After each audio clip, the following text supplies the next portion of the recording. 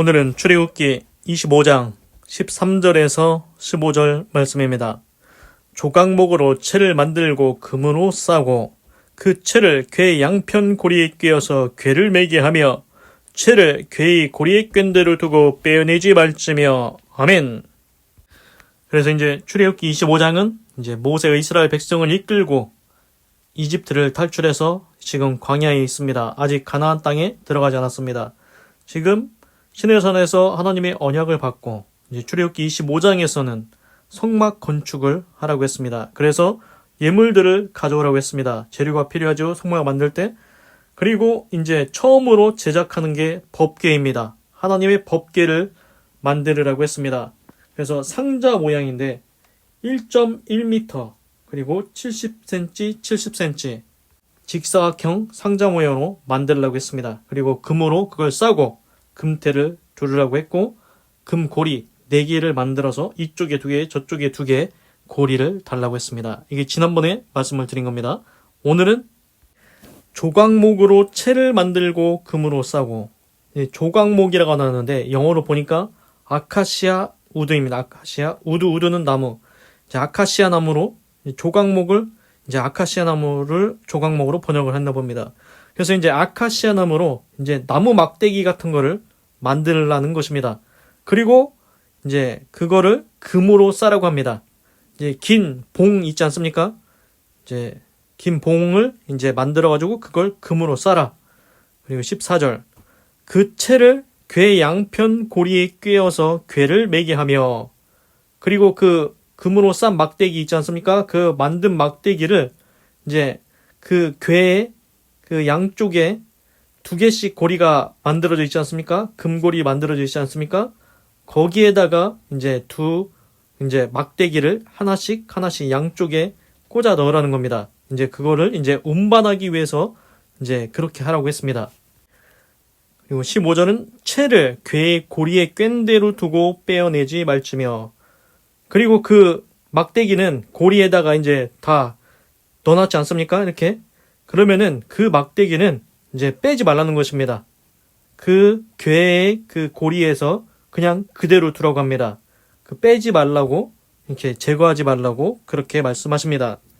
그래서 이제 법궤에 관해서 오늘 이제 말씀하시는 거는, 이제 그 전에 법궤는 만들었습니다. 1.1m, 70cm, 70cm 직사각형으로 했고, 금박을 둘렀고, 이제 금태를 이렇게 했고, 그리고 이제 양쪽에 2개씩 고리를 매달았지 않습니까? 금고리를 이렇게 이쪽에 2개, 저쪽에 2개. 근데 이 법궤를 어떻게 옮길 거냐? 그게 중요하지 않습니까? 그 옮기기 위해서 만드는 게 이제 나무 막대기를 이제 길게 만들어가지고 그걸 금으로 쌉니다. 그게 이제 채라고 해가지고 그 나무 막대기, 금으로 싼 막대기를 오늘 만듭니다. 그래서 그거를 그 한쪽 고리에다가 이제 쭉 넣고, 그리고 반대쪽에도 그 만들어둔 고리에다가 딱 넣으면은 우리가 상상하듯이 이제 옛날에 사람 가마 태우지 않습니까? 가마 이렇게 옛날에 태워가지고 이제 앞에서 사람이 양쪽에 이제 채를 막대기를 들고 뒤에서 또 사람이 양쪽에 이제 막대기 그거를 딱 들으면은 가마가 이제 들립니다. 그것처럼 우리가 상상할 수 있습니다. 그래서 채를 이쪽 그리고 반대쪽에 그 막대기 이렇게 넣어가지고 그걸 들면은 법궤가 들린다는 겁니다. 그래서 그렇게 해서 법궤를 이동시킬 수가 있습니다.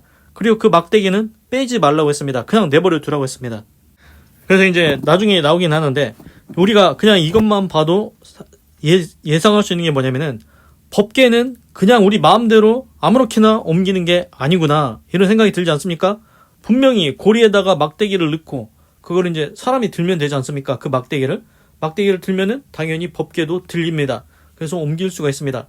그래서 제가 예전에 말씀드렸는데 그 법궤를 옮기려고 하다가 이제 소한테 그 수레에다 실어가지고 옮기려고 하다가 이제 잠깐 기우뚱하려는 거를 그거 이제 만졌다가 죽은 사람이 있습니다. 그 법궤가 넘어질까 살짝 손댔다가 죽은 사람이 있습니다. 그러니까 아무렇게나 법궤를 옮기는 게 아닙니다. 레위 사람이 그 어깨에다가 쥐고 이렇게 옮겨야 그렇게 이제 해야 됩니다. 지금 광야에 있지 않습니까? 광야에서도 이제 성막을 만들고 오늘 만드는 이제 법궤도 만들고 여러 가지를 만드는데 그거를 아무나 옮기지 않습니다. 지금 야곱의 12 아들이 있는데 이제 레위라는 아들이 있지 않습니까? 레위 지파가 나오는데 레위 자손이 이제 그 성막 옮기는 일들을 이제 아마 하게 될 겁니다. 그리고 레위 자손이 또한 제사장 집안, 제사장 역할을 하게 됩니다. 그리고 이제 제가 생각나는 게 이제 재밌는 게 있어서 말씀을 드리겠습니다. 우리는 이제 재앙이 임하면은 도대체 왜 이런 재앙이 임할까? 이렇게 하지 않습니까? 이제 첫째는 뭐냐면은 뭔가 죄를 짓거나 잘못을 했을 때 재앙이 임할 수가 있습니다. 그래서 1번은 내가 죄를 지어서 잘못을 해서 재앙이 임할 수 있습니다. 2번은 내가 죄도 안 짓고 잘못도 안 했는데 재앙이 임할 수도 있습니다. 그래서 두 가지가 있을 수 있지 않겠습니까? 그냥 내가 아무것도 안 했는데 죄 지은 것도 아니고 잘못도 안 했는데 재앙이 임할 수도 있고, 대부분은 우리도 알다시피 권선징악, 착한 일은 이제 칭찬을 해주고 나쁜 일을 했으면은 벌을 받는다. 우리가 살 때도 나쁜 일을 하면은 당연히 벌을 받게 됩니다. 이제 그래서 먼저 말씀드릴 건 뭐냐면은 우리가 뭔가 죄를 짓거나 잘못을 했을 때 재앙이 임할 수가 있습니다. 그래서 이제 처음에 창세기에서 노아 시대 때 사람의 죄악이 관영했다고 했습니다. 그래서 홍수가 나서 노아 가족만 살고 나머지는 다 홍수에 죽었다고 했지 않습니까? 죄가 관영해서 그랬습니다. 그러면 소돔 고모라도 그렇습니다. 소돔 고모라 거기도 죄악이 관영했습니다. 거기도 죄를 많이 지어가지고 하나님께서 거기도 이제 불과 유황불로 소돔과 고모라를 멸망시켰지 않습니까? 죄를 지어서 그렇습니다. 그래서 이제 이걸 통해서 우리가 얻는 교훈은 뭐냐면은 내 삶에 뭐가 안 좋은 일이 일어난다. 그럴 때 내 삶을 돌아봐야 된다는 겁니다. 그거는 이해가 됩니다. 그래, 내가 뭔가 잘못한 게 있나 보다. 죄를 지은 게 있나 보다. 회개해야 되겠구나. 그리고 돌아서서 이제는 하나님께서 기뻐하시는 의로운 일과 선한 일과 착한 일을 하면서 살면 됩니다. 돌아보고 회개하고 의로운 삶을 살면 됩니다. 그런데 이런 경우가 또 있습니다. 내가 잘못한 게 없는데, 죄 지은 게 없는데 안 좋은 일이 생긴다? 재앙이 임한다? 그럼 이거 어떻게 할 거냐는 겁니다. 그런 경우가 있습니다. 성경에 욥이라는 인물이 나옵니다. 욥기서 있습니다. 구약 성경에 욥기서가 나오는데 거기에는 욥이 뭐 잘못했다 이런 얘기는 안 써 있습니다. 하나님 앞에 의롭고 완전한 자다. 하나님 앞에 의롭다고 하나님께서 칭찬하는 사람이었습니다. 그런데 마귀가 와가지고 하나님이 욥의 가정을 지켜주고 산울타리를 치고 복되게 하니까, 잘되게 하니까, 잘 사니까 하나님을 경외하죠. 만약에 욥이 가진 거 다 없어지고 병들고 그러면은 하나님을 원망할걸요? 그러니까 하나님께서 욥의 생명은 손대지 말고 그럼 네 하고 싶은 대로 해라 허락을 해줬습니다. 그래서 그때부터 대풍이 일어나고 자식들 다 죽고 적군이 쳐들어오고 욥이 완전히 망해버렸습니다. 그래서 욥이 또 몸에 병까지 들어가지고 기와장으로 몸을 긁고 그렇게 살게 됩니다. 이게 욥이 잘못해서 그런 일이 일어난 겁니까? 아닙니다. 욥이 잘못한 건 없습니다. 그래서 우리가 여기서 할 수 있는 건 뭐냐면은 잘못이 없는데 죄를 진 것도 아닌데도 재앙이 임할 수도 있다는 겁니다. 이게 뭐냐면은 쉽게 말씀을 드리자면 뭐냐면은 수학에서 보면은 필요 조건, 충분 조건 뭐 이런 게 있습니다. 예를 들어서 보십시오. 재앙이 임했습니다. 그러면은 야, 너 재앙이 임했네. 너 뭔가 잘못했구만. 너 죄 졌구만. 이거는 안 된다는 겁니다. 왜 그렇습니까? 그 사람이 죄를 안 졌어도 잘못이 없어도 그런 재앙이 임할 수도 있다는 겁니다. 안 좋은 일이 생길 수도 있다는 것입니다. 더 쉽게 설명드리자면은 예를 들어 누군가가 좋은 차를 탑니다. 그러면은 야, 너 열심히 일해가지고 돈 잘 벌었나 보다. 그래서 너 좋은 차 타는구나. 이게 꼭 맞지 않다는 겁니다. 왜 그렇습니까? 너 보이스피싱해서 도둑질해가지고 너 차 샀네? 이럴 수도 있지 않겠습니까? 그 돈이 부정직한 방법으로 거짓된 방법으로 사기쳐서 산 차일 수도 있다는 것입니다. 와닿지 않습니까? 무조건 좋은 차 탄다고 해서 그 사람이 정직하게 벌어서 돈 열심히 성실하게 일해서 너 좋은 차 타는구나. 이게 아니라는 것입니다. 그래서 이제 제가 말씀드리려는 건 뭐냐면은 물론 재앙이 임했을 때 어떤 안 좋은 일이 임했을 때 내가 뭔가 잘못하고 죄를 지은 게 있을 수가 있습니다. 그때는 회개하고 돌아서서 의로운 길로 하나님께로 나오면 된다는 것입니다. 그런데 내가 잘못한 것도 없는데, 죄도 안 졌는데, 안 좋은 일이 생기고 재앙이 임한다? 그때는 어떻게 해야 되냐는 겁니다. 그래서 제가 아까 욥이라는 사람 말씀드렸지 않습니까? 그래서 욥이 그렇게 하고 있을 때 욥한테 3명의 친구가 옵니다. 3명인가? 그래서 그 중에 한 명, 젊은 사람 엘리바스라는 사람이 있는데, 정확하게 찾아봐야 되겠지만, 엘리바스가 얘기합니다. 하나님은 의로운 사람을 벌하지 않는다. 네가 뭔가 잘못한 게 있으니까 너 이렇게 된 거 아니냐. 네 망한 게 너 잘 생각해봐라. 네가 뭔가 잘못한 거 있지 않냐.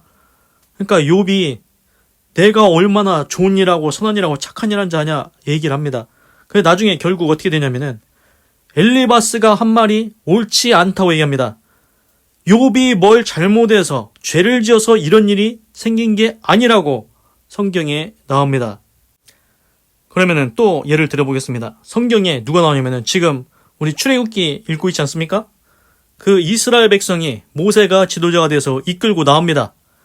그때 이스라엘 백성 피난민과 왔습니다. 근데 아말렉이라는 족속들이 이스라엘의 그 약해진 이스라엘, 아직 노예 상태로 살다가 방금 나온 이스라엘, 그 뒤에서 연약한 자들, 노인이나 아이들을 뒤에서 막 치고 저기 했습니다. 이거 어떻게 해야 됩니까? 이거 뭐 이스라엘이 잘못한 겁니까? 죄 지은 겁니까? 안 좋은 일이 일어났네요? 재앙이 임했네요? 그러면은 이스라엘이 잘못해서 이런 일이 일어난 겁니까? 죄 지어서 이런 일이 일어난 겁니까? 그렇지 않다는 겁니다. 그래서 보면은 아까 욥은 왜 그런 안 좋은 일이 일어났냐? 마귀가 하나님께 참소해서 그렇습니다. 하나님이 만약에 욥을 안 지켜주면, 욥이 아예 다 망해버리면 하나님 원망할걸요? 이렇게 참소해가지고 그걸 하나님이 그래 한번 해봐라. 욥이 하나님을 경외하는지 안 경외하는지 보겠다. 근데 욥은 주신 이도 하나님이시오, 취하신 이도 하나님이시니 하나님께서 높임을 받으시리로다. 그렇게 하나님을 경외했습니다. 욥은 하여튼간. 그래서 욥에게 생긴 재앙은 욥이 잘못해서 생긴 게 아니고 마귀 때문이었다. 그러면은 지금 말씀드린 대로 이스라엘 백성이 그 이집트에 탈출해 나왔을 때 아말렉이 이스라엘 사람들을 뒤에서 친 것은 원인이 뭡니까? 아말렉 족속이 이스라엘을 쳐가지고 전리품 취하고 이제 자기네들이 뭔가 차지하려고. 그러니까 핵심은 아말렉이 욕심이 있었다는 겁니다. 욕심. 우리 성경에 이런 말 있지 않습니까? 욕심이 잉태한 즉 죄를 낳고 죄가 장성한 즉 사망을 낳느니라. 욕심. 돈 욕심. 내가 제 거 뺏어 먹어야지. 내가 제 거 도둑질 해가야지. 사기쳐 먹어야지. 욕심이 잉태한 즉 죄를 낳고. 뭡니까? 내가 제 거 차지하고 싶으니까 이제 죄를 짓습니다. 가서 뒤에서 치는 겁니다. 그게 아말렉이었습니다. 죄가 장성한 즉 사망을 낳는다. 지금 어떻게 됐습니까? 성경 말씀 완전히 그대로 이루어졌지 않습니까? 욕심이 잉태한 즉 죄를 낳고. 아말렉이 어떻게 했습니까? 내가 이스라엘 백성 쳐가지고 저 뒤에 치면은 우리가 뭐 빼먹을 게 많겠다. 우리가 차지할 게 많겠다. 가서 이스라엘을, 아무 잘못도 없는 이스라엘을, 아무 죄도 없는 이스라엘을 뒤에서 쳤습니다. 죄를 지었습니다. 욕심이 잉태한 즉 죄를 짓고. 그렇지 않습니까? 그런데 이제 나중에 가보면 압니다. 그 뒤에 말 있지 않습니까? 죄가 장성한 즉 사망을 낳느니라. 이거는 어떻게 이루어졌냐면은 그 당시에 이제 아말렉이 그렇게 이스라엘을 친 일이 있지 않습니까? 나중에 이스라엘이 가나안 땅을 차지하고 국가를 세우고 초대왕 사울 왕을 세웠을 때 하나님께서 이렇게 합니다. 내가 그 일들을 추억하니 너는 사울 왕, 너는 가서 너희 예전에 광야 거기서 너희들을 쳤던 아말렉을 진멸하라고 합니다. 짐승까지 다 포함해서 하나도 남기지 말고 진멸하라고 합니다. 어떻습니까? 죄가 장성한 즉 사망을 낳느니라. 죄가 장성한 즉 사망을 낳느니라. 아말렉이 죄를 지었습니다. 그래서 결국 아말렉이 이제 이스라엘한테 이제 진멸을 당하게 되는 그런 일이 일어나게 됩니다. 그래서 제가 말씀드리려고 하는 건 뭐냐면은 아까 처음 말씀드린 거는 우리가 뭔가 안 좋은 일이 일어났을 때, 재앙이 나한테 임했을 때 내가 뭔가 잘못 살아서 죄를 지어서 그때는 내가 회개하면 됩니다. 하나님 잘못했습니다. 용서해 주세요. 이제부터 의롭게 선하게 착한 일을 하면서 살겠습니다. 그렇게 살면 됩니다. 그런데 내가 잘못한 게 없는데 죄도 짓지 않았는데 누군가 나한테 피해를 입혔다. 나한테 안 좋은 일이 생기게 했다. 그러면은 그건 무고한 재앙이 아닙니까? 그러면 그거에 대한 책임은 누가 집니까? 가해자가 그에 대한 상당한 보응을 받게 된다는 겁니다. 제가 하나님은 공의의 하나님이라고 분명히 말씀드렸습니다. 하나님은 사랑의 하나님이시지만 공의의 하나님이시기도 합니다. 반드시 불의한 일을 한 일에 대해서 하나님께서 심판합니다. 아말렉이 이스라엘을 쳤던 것, 이스라엘이 아무 죄도 없고 잘못도 없지만 아말렉이 치지 않았습니까? 아말렉이 가해자입니다. 이스라엘은 피해자입니다. 그러면 하나님께서 세월이 아무리 흘러도 세월이 다 흘러도 하나님께서는 그것을 기억하시고 추억하시고 이스라엘이 국가를 세우고 사울 왕을 세웠을 때 너희는 이제 가서 아말렉을 진멸하라고 그렇게 말씀하십니다. 그래서 하나님은 공의의 하나님이십니다. 반드시 심판하십니다. 그래서 제가 여기서 말씀드리려는 건 뭐냐면 나한테 뭔가 안 좋은 일이 생겼다. 재앙이 임했다. 그런데 내가 잘못한 건 없다. 나는 죄 지은 것도 없다. 그럴 때는 하나님께서 반드시 그 일에 대해서 나한테 피해 입힌 일에 대해서 나를 안 좋게 만든 일에 대해서 하나님께서 반드시 공의를 행하셔서 그 가해자를 하나님께서 공의로 심판하실 거라는 겁니다. 그러니 성경에 이런 말 있지 않습니까? 원수 갚기는 내게 있으니 죽게 맡기라고 했습니다. 네가 네 손으로 원수 갚으려고 하지 말라는 겁니다. 우리 이런 일이 있을 수 있습니다. 당연히 있을 수 있습니다. 왜 그렇습니까? 사람은 욕심이 생기면, 욕심이 잉태하면 죄를 낳고 남의 거 뺏어 먹으려고 하다가 죄를 짓게 됩니다. 그럼 피해자는 생기겠죠. 그 피해자는 무고하지 않습니까? 아무 죄도 없습니다. 그럼 피해자는 얼마나 억울합니까? 그러면 그 피해자가 자기 손으로 복수를 해야 됩니까?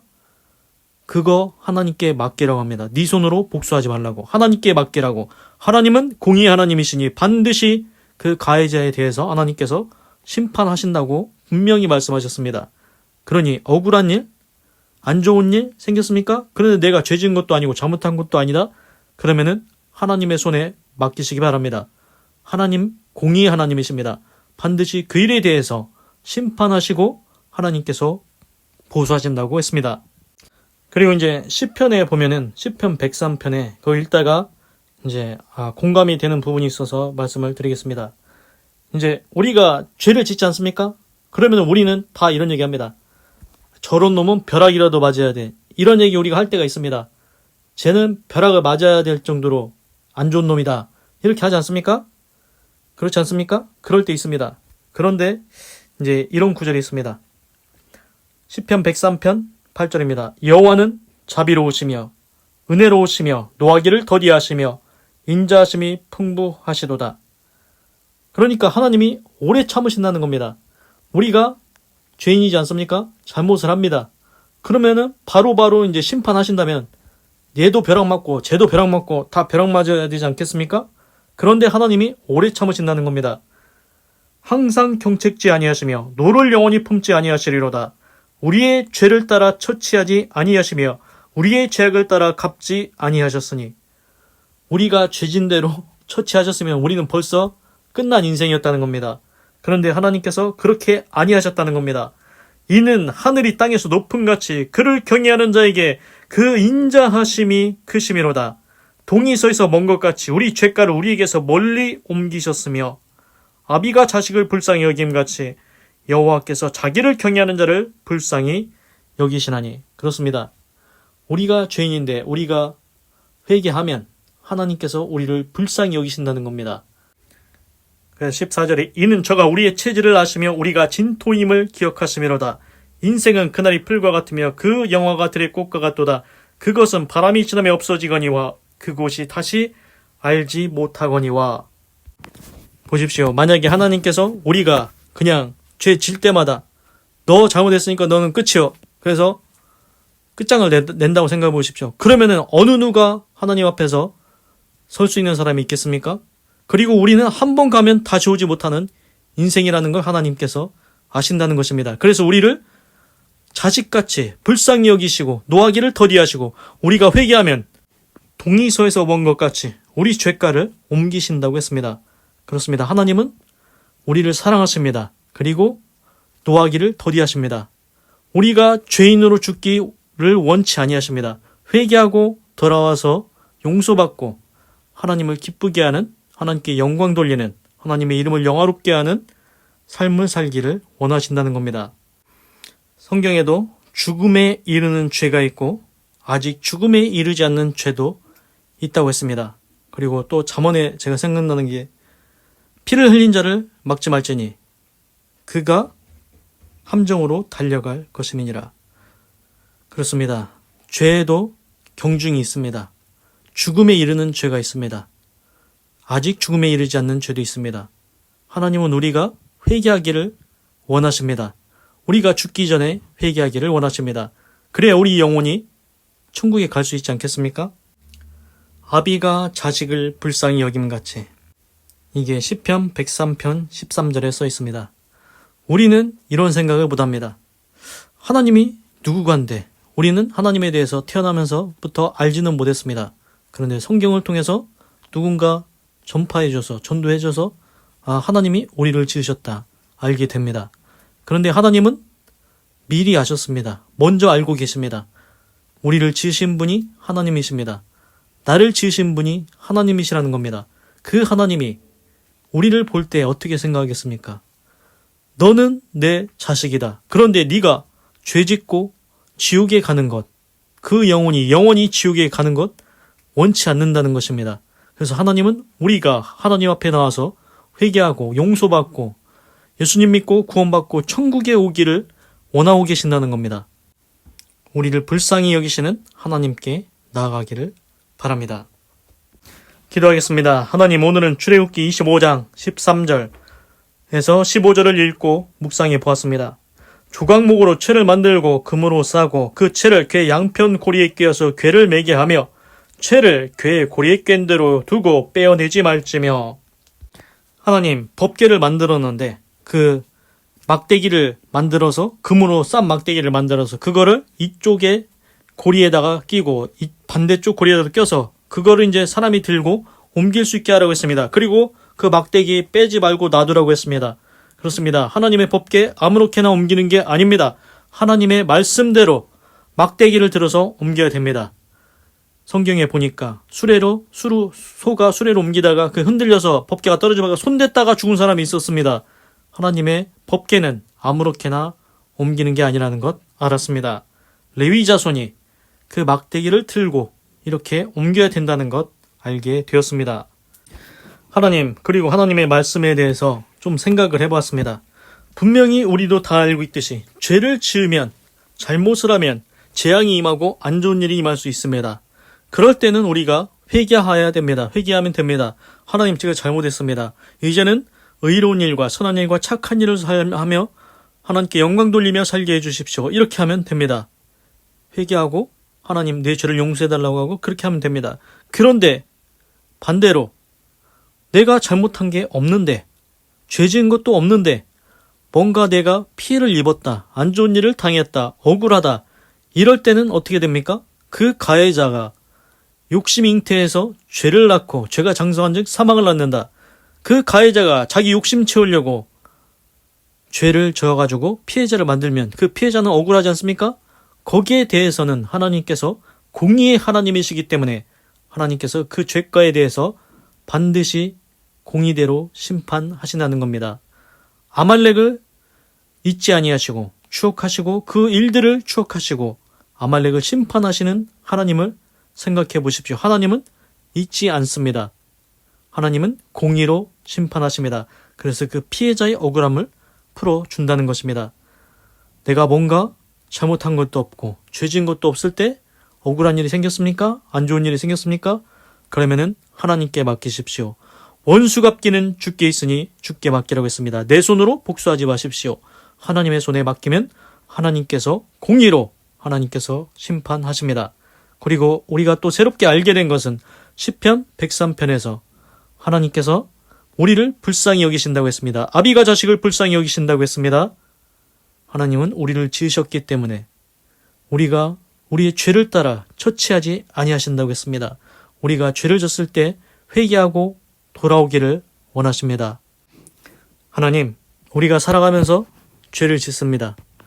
그럴 때마다 하나님을 떠나지 않게 하시고 하나님께로 나아가게 하시고 하나님 우리를 자식같이 불쌍히 여겨 주시옵소서. 그래서 우리의 모든 죄를 사하시고 우리 영혼이 천국에 입성할 수 있도록 도와주시옵소서. 그리고 이제부터는 하나님의 영광을 위하여 의로운 일과 선한 일과 착한 일을 하며 하나님께 영광 돌리며 하나님과 동행하는 아름다운 삶을 살아갈 수 있도록 인도하여 주시옵소서.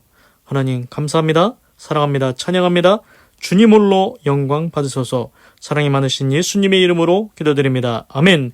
건강하시고 예수님 믿고 구원받으시고 예수 내 구주 하나님의 축복이 임할지어다. 아멘.